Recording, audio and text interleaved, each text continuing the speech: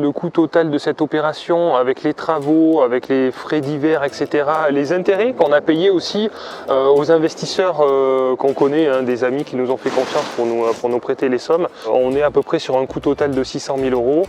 Et on est sur un peu plus d'1 million, 1,05 million de chiffre d'affaires voilà, brut, avant impôt, avant IS, avant flat tax, avant voilà, toutes les charges diverses et variées. Ne fantasmez pas, on habite en France, on est en France, on a beaucoup à payer. Hein.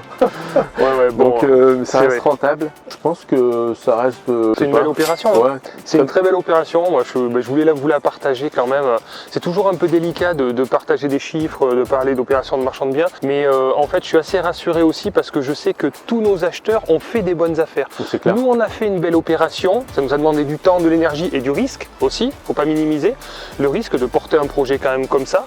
Ça paraît simple quand on le voit fini, quand tout est réglé, on se dit ok, c'est super, on garde la marge.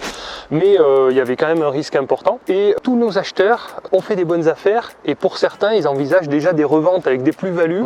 Donc, en fait, dans le business et dans les affaires, dans le marchand de biens, dans tout, dans l'investissement locatif, dans le commerce de manière générale, pour que ça fonctionne bien, il n'y a pas d'arnaque. Il faut que tout le monde soit gagnant à tous les niveaux et c'est vraiment l'état d'esprit que vous devez avoir pour bien fonctionner.